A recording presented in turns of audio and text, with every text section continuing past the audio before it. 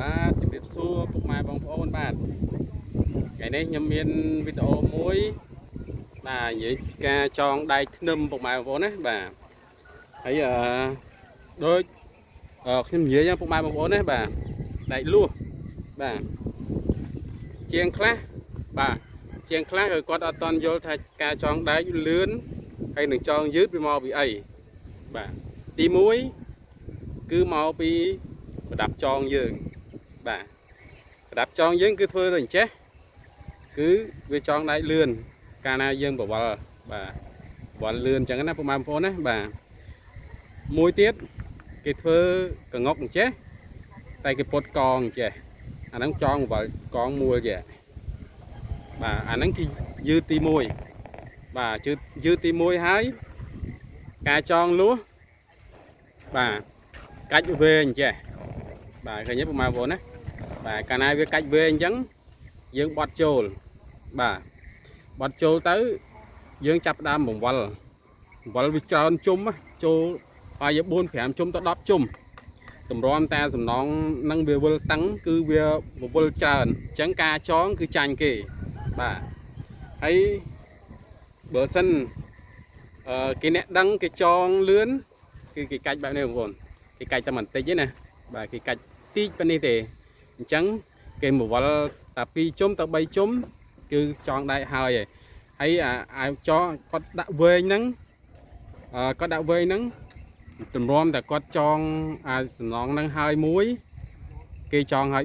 3គេចងហើយ3កន្លះអញ្ចឹងយើងហើយតែមួយទេអញ្ចឹងថាមិនបានខាងចងគេចងលឿនម៉េះដោយសារអីដោយសារគេយកគេកាច់មកក្បាលវាខ្លីៗទេគឺគេមូលតែ2ជុំទៅ3ជុំទេគឺហើយមកសំណងបាទតែអ្នកខ្លះគាត់អត់តន់យល់តែអញ្ចឹងគាត់ចងវែងអញ្ចឹងគាត់បវល់វាច្រើនជុំបាទបវល់ទៅច្រើនជុំអញ្ចឹងណាបាទបុកម៉ែបងប្អូនណាបាទនេះខ្ញុំនិយាយទៅសម្រាប់អ្នកអត់តន់ចេះបាទបើសម្រាប់អ្នកចេះហើយបងអាចមើលវីដេអូនេះក៏មើលទៅបងអត់មើលក៏បងអូសចោលទៅបាទនេះខ្ញុំប្រែផ្ដាំទៅដល់បងប្អូនបាទជាងសំណង់ថ្មីដែលតែទឹមទៅរៀនចេះថ្មីបងប្អូនណាបាទការរៀនសូត្រសំណង់វិស័យសំណង់មួយសម្រាប់ប្រទេសកម្ពុជាយើងគឺដើរទលំទលាយបាទអញ្ចឹងសូមបងប្អូនដែលចង់រៀនពីសំណង់បងប្អូនត្រូវយល់ពីសំណង់ឲ្យច្បាស់បាទថាការធ្វើសំណង់បាទគឺវាជួបឧបសគ្គអ្វីខ្លះវាជួបអីខ្លះបាទការនឿយហត់ការទ្រាំនឹងកម្ដៅថ្ងៃបាទទ្រាំនឹងសម្ដីមេការប្រើនឹងស្ដីឲ្យយើងបាទទី1កម្ដៅថ្ងៃបាទទី2បន្ទប់មេការស្ដីថាឲ្យយើងធ្វើការអត់លឿនធ្វើអត់ត្រូវបាទមេការគាត់ស្ដីថាឲ្យយើងបាទមេការខ្លះគាត់ស្ដីថាដែរតែគាត់បង្រៀនឲ្យចេះបាទគាត់ចែកបទពិសោធន៍ឲ្យយើងដឹងឲ្យយើងធ្វើការឲ្យលឿនបាទកុំឲ្យយើងយឺតយ៉ាវនឹងការងារបាទមេការខ្លះគាត់បរៀនយើងមេការខ្លះអត់ទេណាពុកម៉ែបងប្អូនណាបាទដីយើងឆៅណាអត់យកយល់ទេបាទដូចបើមេការដូចខ្ញុំកូនចៅខ្ញុំទាំងអស់ខ្ញុំមកខ្ញុំបរៀនមិនថាកូនខ្ញុំមិនថាកូនគេមិនថាបងប្អូនឆ្ងាយអ្នកចិត្តឲ្យតែមកធ្វើមកខ្ញុំអ្នកទៅវិញគឺចេះទាំងអស់បាទទៅវិញបានអីក៏ចេះរៀបអត់បោកចេះវាយពុំដែរបាទហើយយើងចេះបានប៉ុណ្ណេះបាទយើងត្រឡប់ទៅនៅស្រុកស្រែវិញធ្វើស្រែចម្ការខែធ្វើស្រែធ្វើចកាបាទយើងធ្វើស្រែធ្វើចកាបាទប្រាប់ពីតនេខែប្រាំងអីទៅយើងតែធ្វើសំណង់នៅចិត្តផ្ទះចម្ងាយប្រហែលជាដី 4-5 គីឡូទៅ10គីឡូដីអីចេញពីចិត្តផ្ទះក៏បានដែរបាទមួយថ្ងៃក៏បានបើយើងចេះមួយថ្ងៃក៏បាន 50000 ដែរឥឡូវ 50000 ទៅ 60000បាទតាមមុខជំនាញដែលយើងចេះតិចចេះច្រើនបាទ 50000 ទៅ 60000 ទៅ 70000បាទបើចេះតែគីឡូបាទ ចេះការ៉ូចេះជ្រីចេះបៀកថ្នាំបាទចេះបិទការ៉ូទឹកទាំងអស់នេះហើយគឺទឹកដៃជាងគឺស៊ីបានថ្លៃបាទអត់ក្រោមពី$20ទេក្នុងមួយថ្ងៃពុកម៉ែបងប្អូនណានៅក្នុងប្រទេសកម្ពុជាយើងណាបាទអញ្ចឹងអត់ក្រោមពី$20ទេបាទចាំឲ្យខ្ញុំច្បាស់ណាចេះចាប់ជ្រីបាទចេះរៀបការ៉ូចេះរៀបបោកឲ្យច្បាស់ចេះវាយពុំបាទសម្រាប់គេថាមិនគេថាជាងពាក្យថាជាងមួយគឺគេចេះទាំងអស់បាទគេយល់បាទគេចេះថ្លឹងទឹកគេចេះមើលឡាស្រាគេចេះមើលប្រយោលគេចេះឆែកអាក់បាទគឺស៊ីបានមួយថ្ងៃ$20តិចទេណាសម្រាប់ពុកម៉ែបងប្អូនណាតិចទេខ្ញុំថាច្រើនណា$20ណាមានខ្លះឡើងទៅរហូត100000ទៅ120000ទៀតបាទនៅក្នុងប្រទេសកម្ពុជាយើងថ្ងៃអ្នកដែលចេះសំណងតែអាហ្នឹងចេះច្បាស់ពុកម៉ែបងប្អូនណាបាទចេះច្បាស់តែបើចេះអត់ច្បាស់ទេយើងចេះតិចតួចក៏យើងបានមួយថ្ងៃ40000 50000 60000ដែរបាទអាហ្នឹងយើងបន្តបន្សំគ្នាយើងរៀនចេះបន្តិចចេះបន្តឡើងទៅលើរហូតដល់ពុកម៉ែបងប្អូនណាអត់មានពីណាថារៀនមួយថ្ងៃ2ថ្ងៃមួយខែ2ខែចេះសំណងគឺសិក្សារហូតរៀនរហូតតតែយើងធ្វើលេងកើតហ្មងបាទរៀនតយើងធ្វើសំណងលេងកើតណាបាទតែយើងចាស់ពេកគេឲ្យឡើងទៅលើបាទគេឈប់ហៅយើងម៉ៅអញ្ចឹងយើងត្រូវការមានមុខរបរអីផ្សេងទៀតសម្រាប់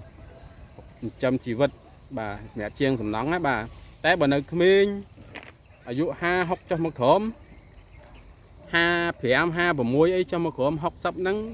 គឺអាចនៅធ្វើបានអាចបើយើងធ្វើឡើងលើមិនកើតក៏យើងអាចបញ្ជាគេបានដែរអញ្ចឹងណាពុកម៉ែបងប្អូនណា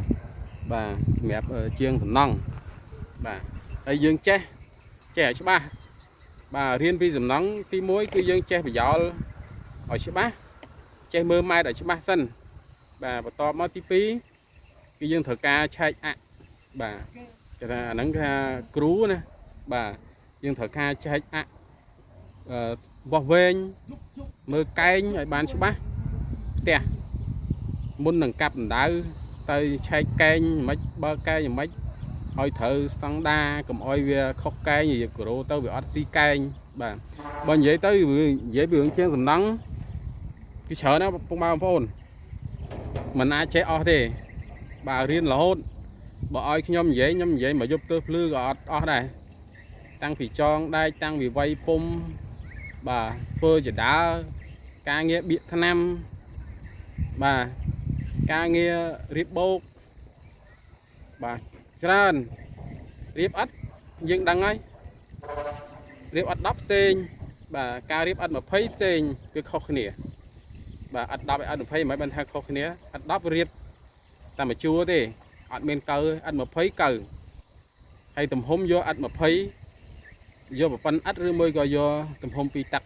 តែបើយក2ទឹកប្រព័ន្ធសាច់អសអត់យើងអត់បាន2ទឹកទេអត់យើងបាន18ទេបាទតែធ្វើយ៉ាងម៉េចឲ្យបានស្អាតអាហ្នឹងចែកទេសលើជាងបាទ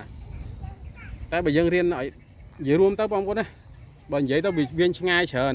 តែបើយើងរៀនឲ្យបានចេះច្រើនបន្តិចថ្ងៃក្រោយយើងឈប់ធ្វើការនៅភ្នំពេញយើងទៅនៅស្រុកស្រែទៅនៅស្រុកយើងវិញក៏យើងប្រកបមុខរបរសំណង់បានល្អដែរព្រោះថាឥឡូវអ្នកនៅខេត្តផ្ទះធំសិតតែផ្ទះថ្មបាទត្រូវការចាក់សាបបាទត្រូវការធ្វើផ្ទះថ្មត្រូវការធ្វើជាក្រានបាយត្រូវការធ្វើបន្ទប់ទឹកសិតតែការងារទាំងអស់ពុកម៉ែបងប្អូនណាសំណង់អ្នកបងប្អូនខ្ញុំគាត់ធ្វើនៅស្រុកគាត់អត់មានដែរមកពេញទេគាត់ធ្វើទៅនៅស្រុកគាត់មួយឆ្នាំបានលុយរាប់លានដែរហ្នឹងគ្រាន់ចងដៃការគ្រាន់ជប់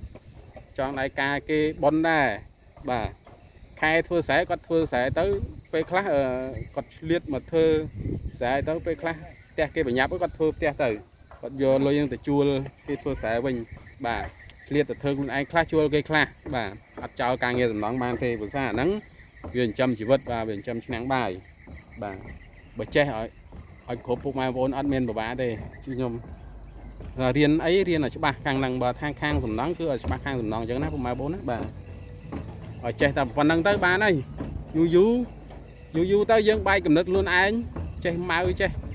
អីទៅយើងស្រួលបាទយើងអត់មានលេងសូវពិបាកដូចមុនទៀតហើយយើងចេះម៉ៅទៅយើងប្រើជាងប្រើកម្មករទៅយើង อัดโยมมาก็ได้มันมาเตะต่างมูเรื่องโยมมันป้อนเธอบ้านจะนั่งบ่าตามประเภทเตะส่งปิ้งthìโยมแผมป้อนเตะสกษาโยมใบป้อนได้เขาเนื้อเฉินบ่าจังไปเขาเนี่ยปนาจังประมาณบนนะเตะเนื้อสกษายังเมียนเปรย์ผู้ชายมือเตะสบายโกมเปียพ้องยังเฉลียดเมียนเปรย์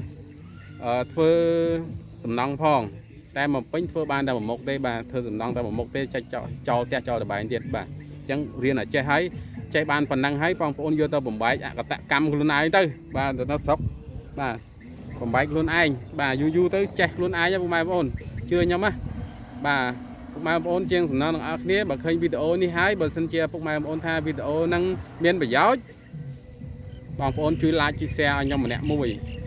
bà tay bằng ôn tha video vậy bà giáo thế năng ai bằng ôn ôm cháu tới bà ấy bà ta nhắm kết video để nhắm vậy ní sao là miên bà giáo đó bằng ôn cam mà co sủng năng ở kia thử chắp ở chip hỏi miên tiền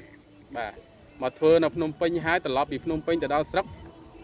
dân thử ta thưa tét thưa giờ bài nó không sọc nó phun dân ngày khởi dân lên đà ở chẳng cái nào bông mai vốn á bà xong ở con ở miền ấy tế miền là bà nắng chơi đùm lết từ đó bông mai bông phun đừng ở kia bà bạn kênh video nhầm thấy có chui like chia sẻ nhầm nè bôi phong bông mai bông phun á xong ở con ban